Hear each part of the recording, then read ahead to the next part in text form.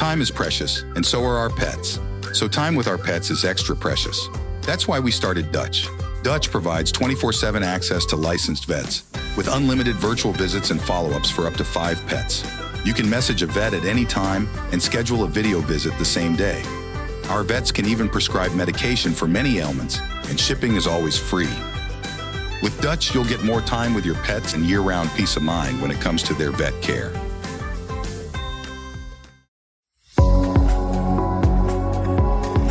The Tea Biz podcast delivers tea news that you need to know. A recap of the week's major headlines with commentary and cultural trends hosted by Dan Bolton. It is the voice of origin for tea professionals and enthusiasts worldwide. Tea nourishes and inspires. It is an ancient plant-based medicine that heals and energizes the body while soothes the mind. Transforming the leaf requires a fusion of artistry, craftsmanship, and commerce.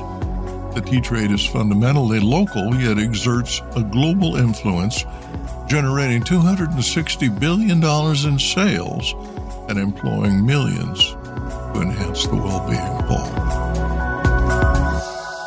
Hello, everyone. Here are this week's headlines. Eliminating the U.S. de minimis exemption will severely impact tea e-commerce sales. China's Chagee Tea is valued at $6.2 billion following a NASDAQ listing. And Jalinga Organic Tea Estates in Assam opens a Berlin subsidiary. Plus, tea and water are partners in sustainability. Water is our most vital resource. Its plentifulness is crucial for agricultural production, personal health, and the manufacture of nearly all goods. Yet, how it is utilized in food and beverage production carries hidden costs. Joining us today is Erin Resch, founder of Eco Ethos in Redondo Beach, California. Erin believes the global tea industry is well positioned to promote water conservation and sustainability. Quote, "It is time to rethink our food choices that dramatically impact water consumption," she says. For instance, tea has a smaller water footprint than coffee, dairy, or soda.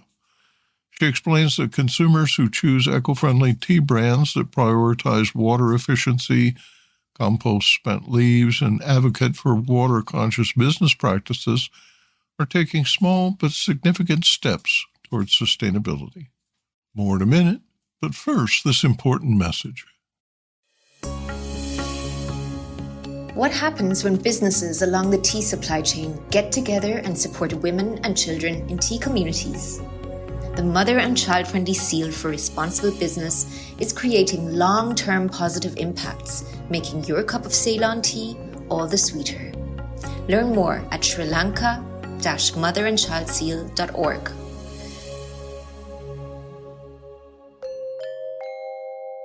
Eliminating the $800 U.S. de minimis tariff exemption effective May 2nd will increase the cost of importing tea, result in higher brokerage fees, add complexity that will lead to delays, and more than double retail prices.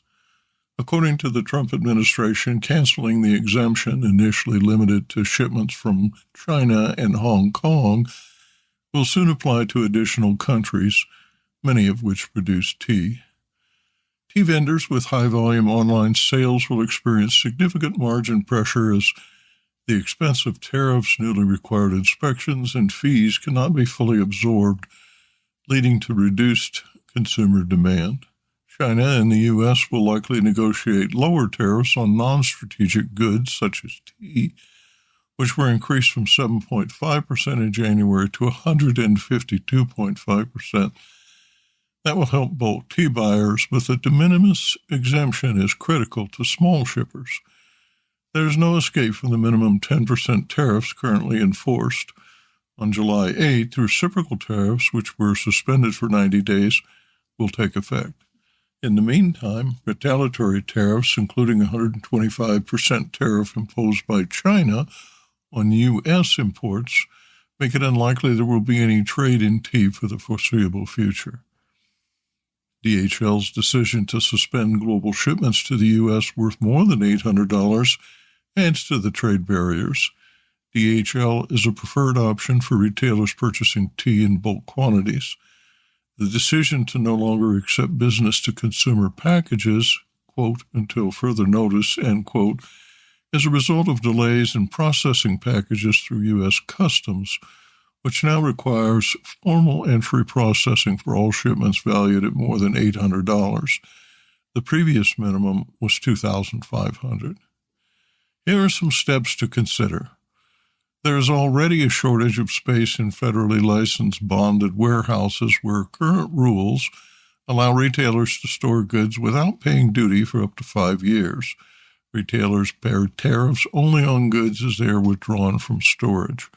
Useful for buffering against short-term tariff hikes, expect many more facilities to license existing warehousing as bonded storage. Next, in the U.S., there are 195 foreign trade zones and 250 active subzones in 50 states. These accept shipments, allowing importers to temporarily defer tariff payments. Jeffrey Tafel, president of the National Association of Foreign Trade Zones, told the Financial Times that interest has increased fourfold since Trump took office. Merchandise admitted to an FTZ is exempt from duties and federal excise taxes while it remains within the zone. Re-exporting from an FTZ to third countries completely avoids the tariff. FTZ members report $949 billion in goods received in 2023. Also, consider fulfilling tea orders from a different country. Known as nearshoring, this enables tea suppliers to ship large quantities without landing in the U.S. Fulfilling orders from Canada or Mexico globally results in lower costs for e-commerce shipments. Blends that qualify under USMCA free trade rules avoid duty so long as the finished tea has undergone, quote, substantial transformation, end quote, according to HTUS rules. Finally, wholesalers and retailers should evaluate producers in countries with lower tariffs. Shipments from Vietnam will soon be subject to a 46% tariff, while the same tea from Malawi pays only a 10% duty. On July 8th, Japanese teas will be subject to 24% tariffs. Duties on tea from India will rise to 26%, and duties on tea from Sri Lanka will increase to 44%. China's Chagee Holdings was valued at $6.2 billion, with shares priced at $32.70 on April 23rd, a week after a successful public initial offering on the NASDAQ stock exchange. Shares opened 21% above the $28 ADR price, reaching a high of $41.80 per share last week. Chagee was founded in 2017 and generated $1.71 billion in revenue in 2024, up from about 10.8 billion won in 2023, according to SEC filings. Net income grew by 213% last year. The company will trade under the ticker CHA. Newly minted billionaire founder Chagee Zhang, 32, retains 89% of the company's voting rights. The successful IPO attests to, quote, sustained investor confidence in Beijing's promises to boost domestic consumption and support capital markets, end quote, writes Reuters. According to investors, the domestic appeal of premium specialty is relatively isolated from tariff-linked disturbances. Approximately 515,000 new-style tea shops operate in mainland China, with an additional 100,000 located overseas, including 6,500 in the U.S. and 3,500 in Europe. Analysts forecast that the number of small-format storefronts could exceed 600,000 by 2026. Chagee operates 6,284 mainly franchise stores in China, with 156 additional locations in Malaysia, Singapore, Thailand, and most recently, Los Angeles. There are 169 company-owned locations worldwide. The best-selling teas are milk tea lattes, which account for 91% of sales. Chagee writes that the IPO will lead to expansion in the U.S., Thailand, Singapore, and Malaysia. TBiz correspondent Rupak Goswami filed this report on India's largest certified organic tea estate. Jalinga Tea Estate announced the launch of a wholly owned subsidiary headquartered in Berlin, Germany. The company stated that the Berlin office represents a strategic leap forward for the Assam-based company's mission to deliver certified organic pesticide-free teas and botanicals to conscious consumers and specialty tea buyers across the European Union. The estate, spanning 658 hectares, is situated in southern Assam. Annual production is 850 metric tons, all of which is exported. Jalinga has doubled its capacity for organic Assam CTC and orthodox teas and launched large-scale production of organic green tea. The company is also cultivating herbs and botanicals, including chamomile, hibiscus, lemongrass, spices, and edible flowers within its certified tea estates.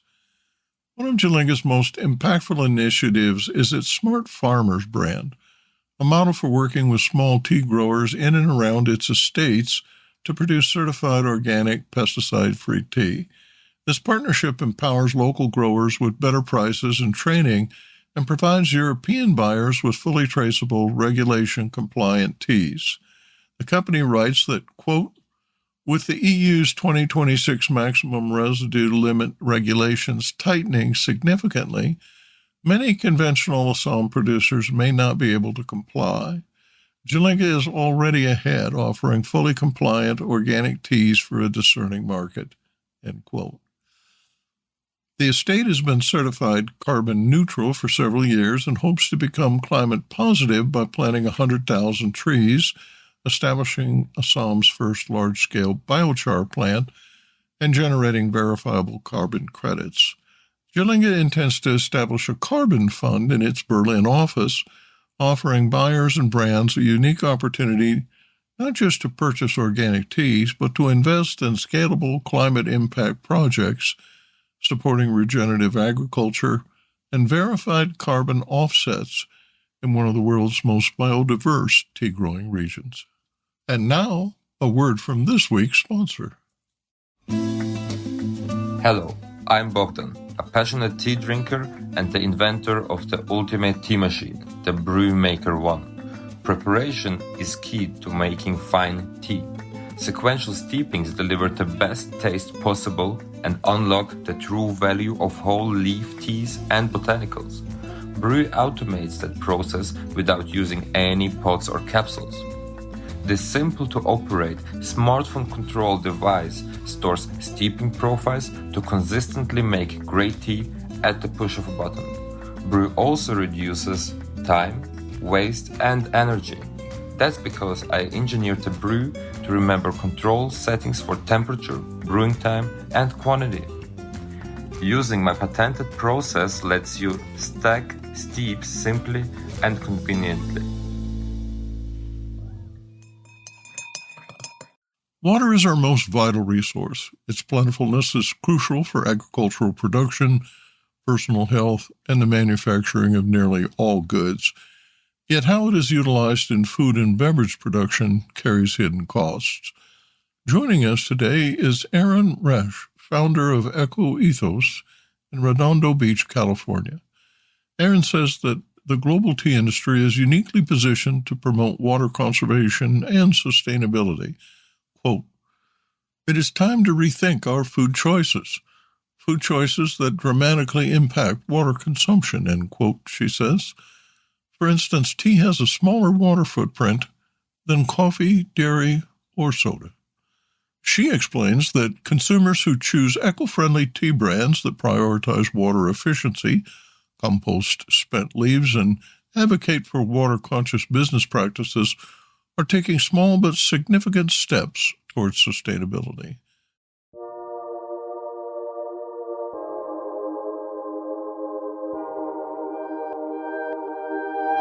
Erin brings real-world business insight from over a decade in the CPG space, including roles at Dannon and Greenleaf Foods, where she championed plant-rich food systems and sustainable go-to-market strategies.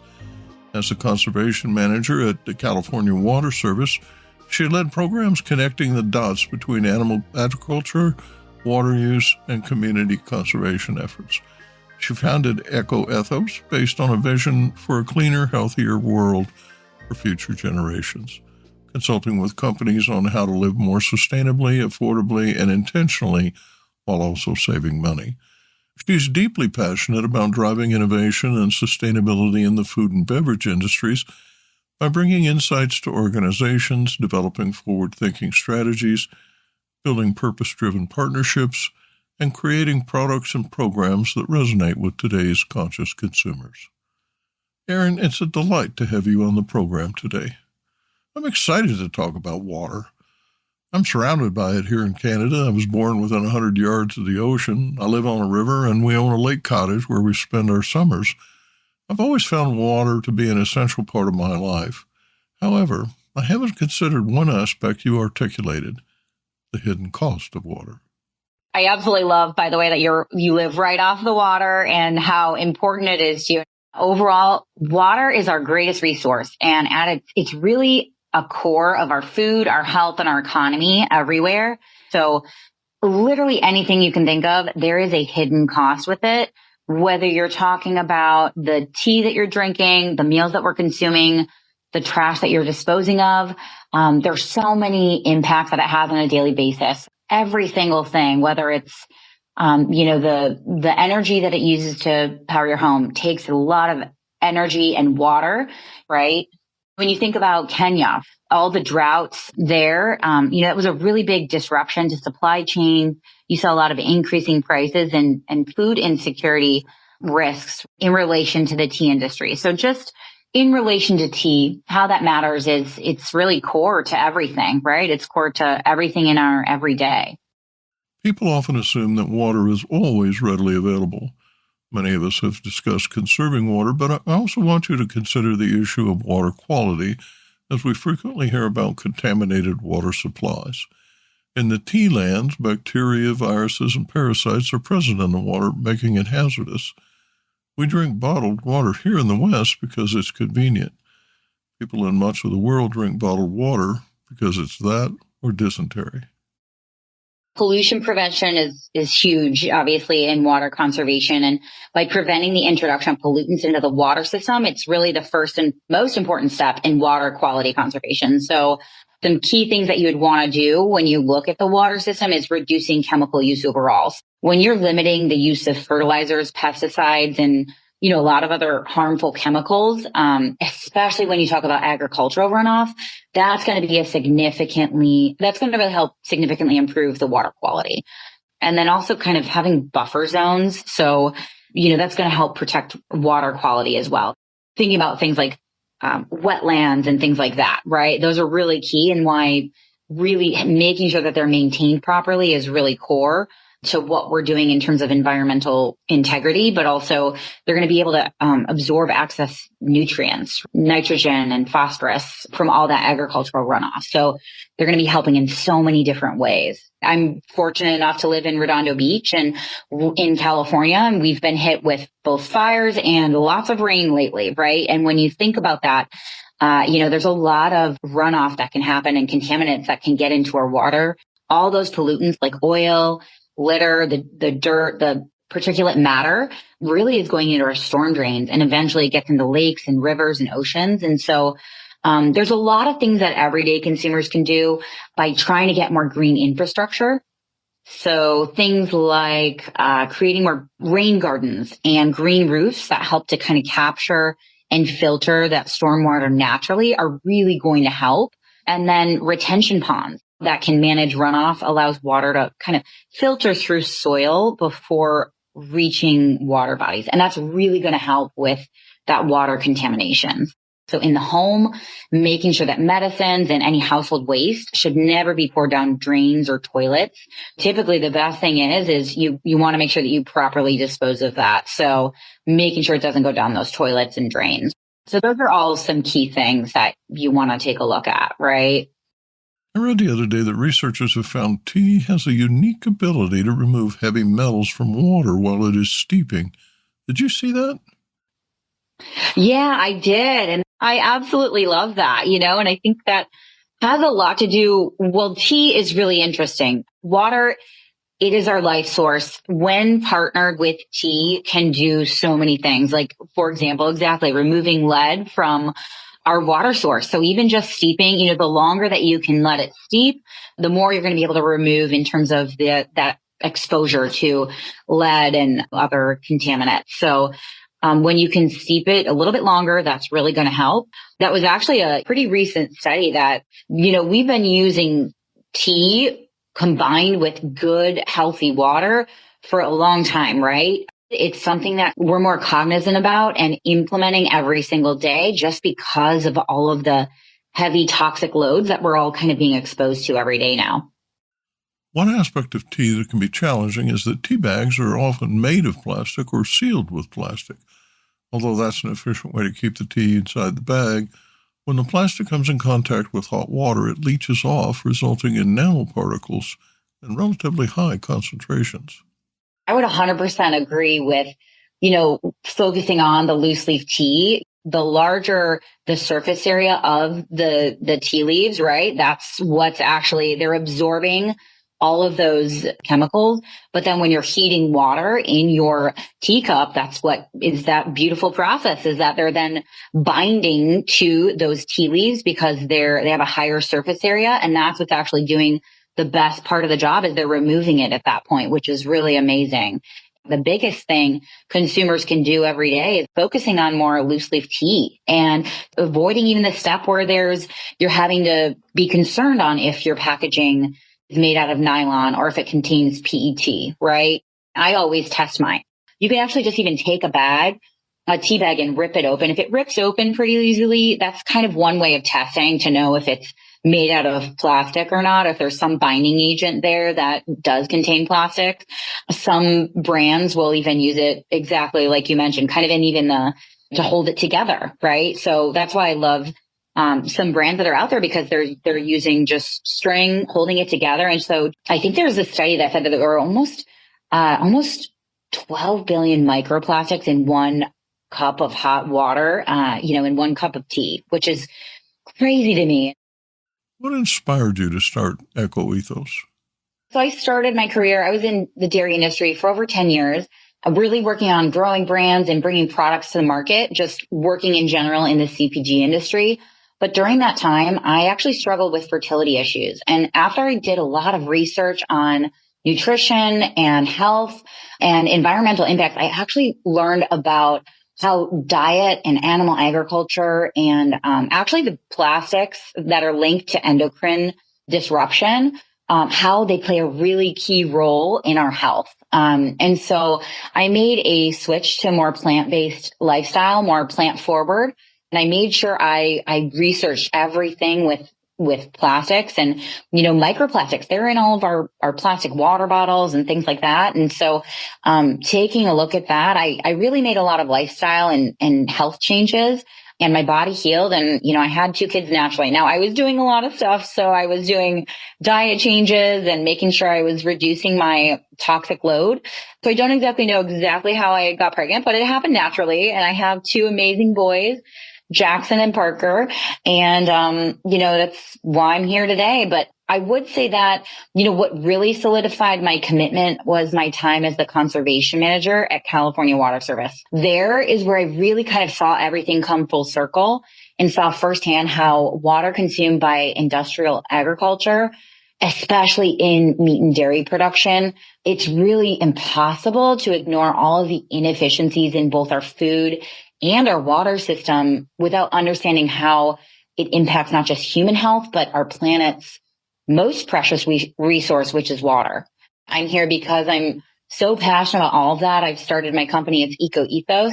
I'm Eco Erin, and I like to be the face of it because I'm really passionate about it. And I really like helping consumers and brands understand and make sustainable choices that protect our environment, whether it's plant-based eating, reducing their food waste, drinking more tea, pairing that with a plant-based food dish. They go together really well, right?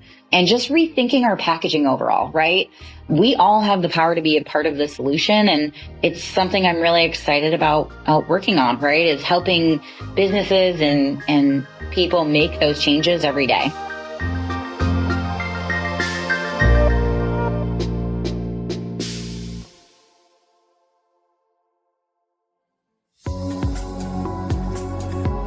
Intrigued by what you heard in today's podcast? Would you like to learn more from our global network of Tea-Biz journalists and tea experts? Remember to visit the Tea-Biz website for more comprehensive coverage. That's www.tea-biz.com.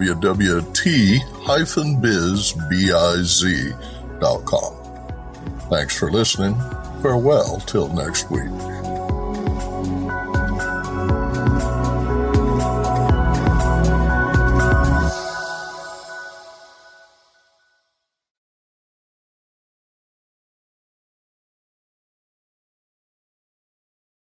Produced by Audavita Studios. Connect your voice to the world.